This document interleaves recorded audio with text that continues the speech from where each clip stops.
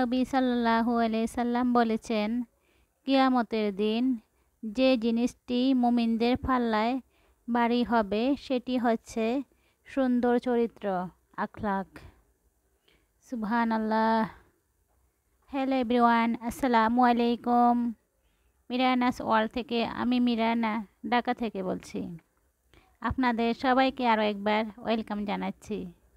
I hope আপনারা সবাই আল্লাহর রহমতে ভালো আছেন। আমিও পরিবার নিয়ে আলহামদুলিল্লাহ ভালো আছি। গতকালকে আমাদের সবার প্রিয় মানসুরা মুন্নি, আমার মিষ্টি বোন, যখন ওর ভিডিওতে শেয়ার করেছে চিতই পিঠা বাজার থেকে কিনে এনে এই যে দুধে ভিজাচ্ছিল, তখনই আমার ইচ্ছে করছিল চিতই পিঠা দুধে ভেজানো চিতই পিঠা খাবো। তো ওনার ভিডিওটা দেখার পরেই ঝটপট রান্নাঘরে গিয়ে এই যে শুরু করে দিলাম। যদিও মুন্নি আপু বাজার থেকে চিতই পিঠা কিনে এনে দুধে ভিজিয়েছে, কিন্তু আমি নিজেই এই যে চিতই পিঠা তৈরি করব, কারণ এত রাতে তো আর কেনা যাবে না। এই যে দেখেন, আমি নিজেই এই যে আটাটা গুলিয়ে নিলাম, তারপরে অলরেডি কিন্তু চুলায় একটা বসিয়ে দিয়েছি। কেন জানি না, হঠাৎ করেই ওনার এই যে ভিডিওটা দেখে খেতে ইচ্ছে করছিল। প্রথম পিঠা দেখেন, মাশাআল্লাহ সুন্দরী হয়েছে। চিতই পিঠা কিন্তু আমার অনেক ভালো লাগে, এমনি শুকনো ভালো লাগে, আবার দুধে ভিজিয়ে এটা ভালো লাগে। তবে আজকে আমি তৈরি করতেছি একবারে মালাই চিতই পিঠা, এখানে এই যে তরল দুধ, গুঁড়ো দুধ, তারপরে খোয়া ক্ষীর সবগুলা দিয়ে আমি এখানে একটা মিশ্রণ তৈরি করেছি, একটা মালাই তৈরি করেছি। তারপরে দিব খেজুরের গুড়ের যে রসটা আছে ওইটাই। আসলে এভাবে তৈরি করলে আমার কাছে অনেক ভালো লাগে, যদিও চিতই পিঠা কিন্তু এমনিও ভালো লাগে। এখানে দেখেন গুড়টাকে আমি জাল দিয়ে এই যে রসটা তৈরি করে নিয়েছি।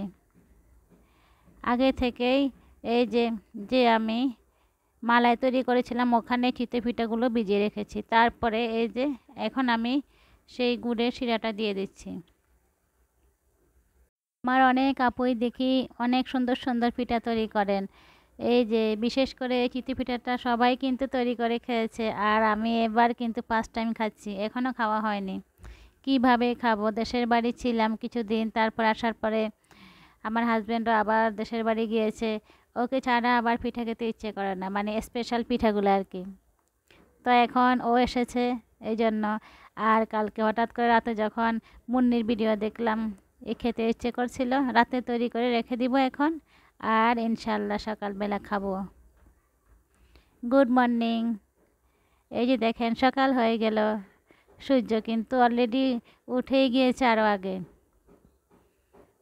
এদিকে দেখেন এই যে চলে এলাম আমি আমার ব্যালকনিতে। আজকে চিন্তা করলাম আমার ব্যালকনির সেই মূল্যবান সম্পদটা উঠিয়ে নিব, সেই জন্য চলে এলাম এই যে একটা ঝুড়ি নিয়ে আর হাতে একটা কাঁচি নিয়ে। আশা করি বুঝতে পেরেছেন আমার সেই মূল্যবান সম্পদটা কি। এই যে দেখেন এগুলো আমি আজকে উঠিয়ে নিব। আসলে গাছের জিনিস দেখবেন অল্প হলেও কিন্তু যখনই তোলা হবে অনেকগুলা হয়ে যায়। আমি যখন সবগুলা উঠিয়েছি, সবগুলা অবশ্য তুলিনি, যেগুলো একদম কচি রয়ে গিয়েছে ওগুলো কিন্তু উঠানো হয়নি। তারপরেও যেটুকু উঠিয়েছি ওটুকু কিন্তু অনেক বেশি হয়ে গিয়েছে। মাশাআল্লাহ মাশাআল্লাহ, গাছের জিনিস অনেক বরকত। পাখি কিন্তু অলরেডি অনেকগুলা খেয়ে নিয়েছে। যাই হোক, ভালো লাগে, ওদের রিজিকে আছে এগুলা, এবং কি খেয়ে নে। তারপরে এগুলো আমার মেহেদি পাতা, পুঁই পাতা, যত রকমের পাতা আছে এগুলা নিয়ে এখন তো এই যে পাখি বাসা বাঁধতেছে, তাও আবার আমার কিচেনের জানালা দিয়ে। দেখতেছি পাখি আমার বাগান থেকে তুমি সব লতা পাতা নিয়ে আবার আমার সেই কিচেনে জানালাতেই বাসা বাঁধতেছো, তাই না? হাসতেছি আর কি মনে মনে। এই যে দেখেন কি সুন্দর, এগুলো কিন্তু অনেক বড় বড় হয়ে গিয়েছে। এই যে পুঁই বীজগুলা আমি কিন্তু অনেক পছন্দ করি। মাঝে মাঝে কিন্তু এক থোকা করে নিয়ে যখনই মাছ রান্না করি সাথে দিয়ে পাশে দিয়ে দিই, যখন শুটকি রান্না করি পাশে দিয়ে দিই, ওটাও খেতে অনেক ভালো লাগে। এই যে দেখেন কিছুটা রয়ে গিয়েছে, এগুলো থাক, বড় হলে ইনশাল্লাহ তখন কেটে নিব যদি আমার ভাগ্যে থাকে। আর যদি পাখি খেয়ে নেয় ওটাও তার ভাগ্যে ছিল নিশ্চয়ই, তাহলে খেয়ে নিবে। প্রিয় আপুরা, যারা ধৈর্য সহকারে এতক্ষণ পর্যন্ত ছিলেন এবং আপনাদের মূল্যবান লাইকটা দিয়ে আমার সাথে ছিলেন, সবাইকে অনেক অনেক ধন্যবাদ। সবার জন্য মন থেকে অনেক দোয়া রইল। আল্লাহ সবাইকে সফলতা দান করুন, সবার মনের সদিচ্ছাগুলো পূরণ করুন, আমিন। দেখেন এই যে এই বারান্দা থেকে আমি এইটুকু উঠিয়ে নিয়েছি।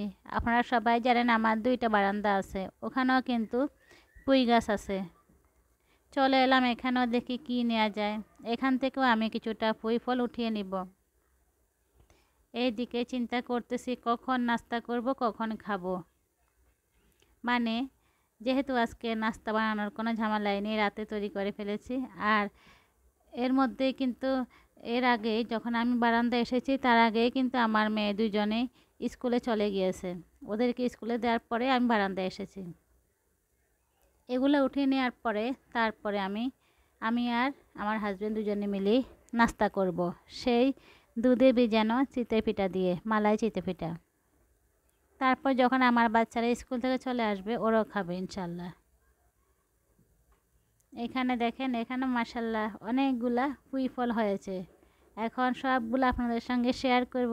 দেখেন মাশাল্লাহ, সত্যি অনেক সুন্দর। দেখেন কতগুলো হয়ে গিয়েছে। এখন চিন্তা করলাম শাকগুলো আলাদা রান্না করব, আবার বিচিগুলো আলাদা করে রান্না করব।